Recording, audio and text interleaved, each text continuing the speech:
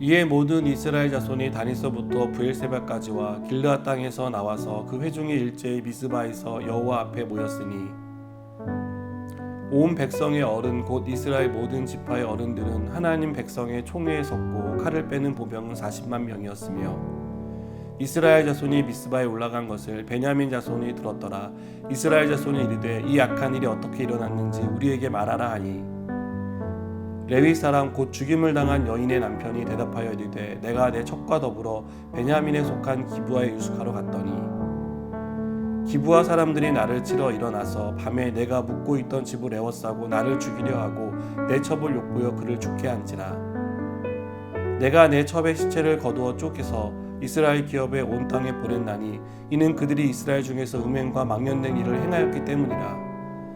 이스라엘 자손들아 너희가 다 여기 있은즉 너희의 의견과 방책을 낼지니라 하니라.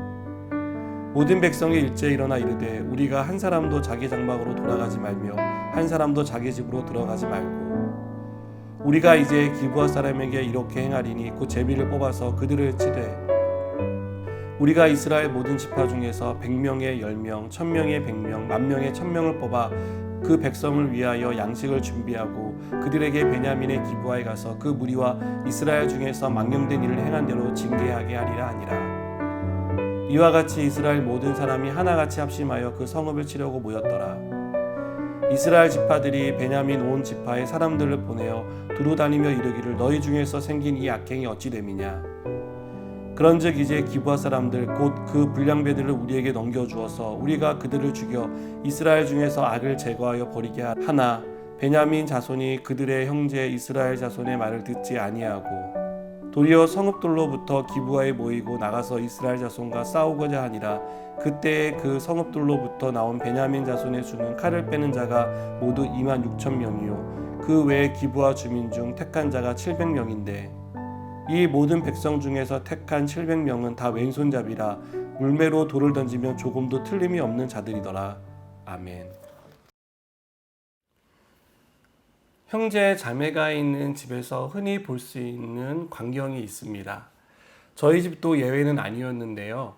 동생이 형이 때렸다며 형을 혼내달라고 하는 부탁을 받는 일이었습니다.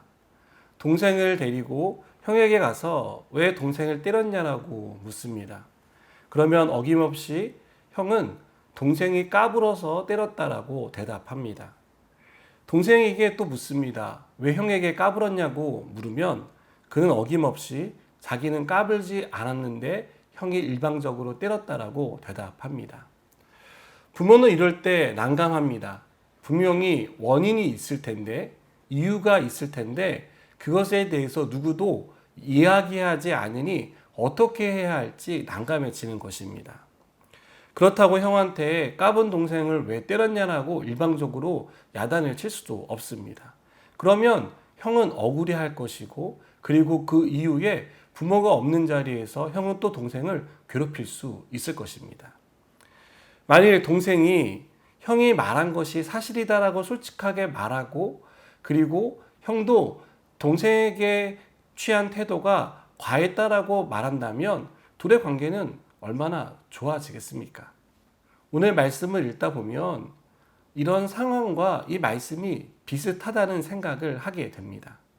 집으로 돌아온 레위인은 첩의 시체를 조각내 이스라엘 사방으로 보냈습니다. 여러분, 오늘날도 이런 일은 굉장히 충격적인 일인데 그 당시에 특별히 이스라엘 공동체에서는 얼마나 큰 충격이었겠습니까? 레위인이 이렇게 행동한 이유는 오늘 말씀에 나오는 결과를 기대하고 한 행동이라고 밖에는 볼 수 없습니다. 그는 자신의 억울함을 호소하기 위해 이스라엘에서는 행하지 않는 그러한 참혹한 일을 행했습니다. 기브아에서 일어난 일에 대해 그는 자신은 어디까지나 피해자이고 기브아 사람들은 가해자이기 때문에 그들을 심판해야 한다라고 생각했습니다. 레위인은 5절에서 기브아 사람들이 나를 치러 일어나서 밤에 내가 묵고 있던 집을 에워싸고 나를 죽이려 하고 내 첩을 욕보여 그를 죽게 했다고 말합니다. 여러분, 이 말들을 가만히 보면 그에게 일어났던 일에 대해서 굉장히 과장하고 있다는 것을 보게 됩니다. 또 레위인은 자신이 과하게 반응했다는 것, 자신의 잘못도 일정 부분 있다는 것에 대해서 인정하지 않습니다. 첩이 죽은 이유는 무엇입니까? 그가 살기 위해서 자기 첩을 불량배들에게 내어주었기 때문 아닙니까? 그는 그 이야기는 쏙 빼버립니다. 그는 첩의 시체를 쪼개서 이스라엘 온 땅에 보내 그것을 받는 다른 지파 사람들을 분노하게 만들었습니다. 이러한 레위인의 말과 행동에 대해 이스라엘 백성들은 어떻게 반응합니까? 우리가 한 사람도 자기 장막으로 돌아가지 말며 한 사람도 자기 집으로 돌아가지 말자고 맹세합니다. 그리고 그들은 이러한 일을 행한 기브아 사람들과 전쟁을 벌이자라고 의견을 모읍니다. 여러분, 이 일로 이스라엘의 내전이 일어납니다.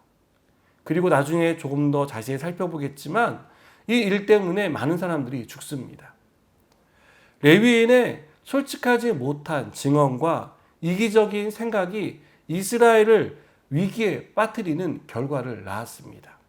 몇 년 전에 십자군 전쟁을 배경으로 한 영화를 본 적이 있습니다.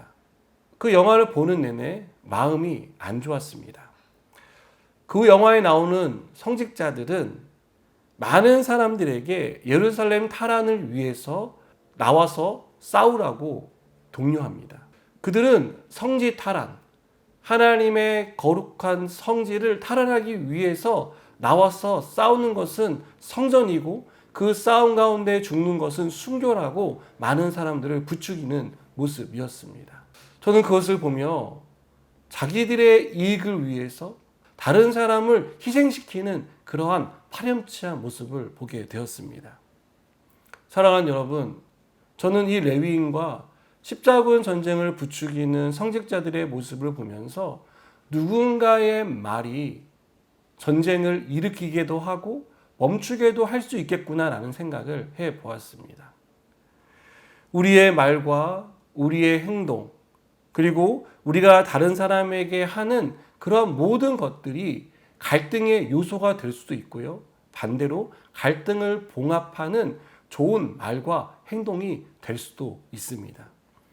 우리가 나만 생각하지 않는다면, 내 이익만, 나만 유리하게 무언가를 얻으려고 하지 않는다면, 그래서 공동체의 성과 이익을 먼저 생각한다면 우리는 갈등이 아닌 화합을 이끌어낼 수 있을 것입니다. 여러분, 오늘 우리에게 주어진 삶의 현장 속에서 갈등의 원인이 되는 사람이 아니라 갈등을 봉합하고 우리 때문에 평화가 임하는 그러한 평화의 사람이 되시기를 주님의 이름으로 축복합니다. 기도하시겠습니다. 하나님, 우리가 갈등이 있는 곳에 평화를 전하는 자가 되게 하여 주시고 또 어려움이 있는 곳에 그 어려움을 해결할 수 있는 사람이 될 수 있도록 우리를 사용하여 주시옵소서. 예수님의 이름으로 기도드립니다.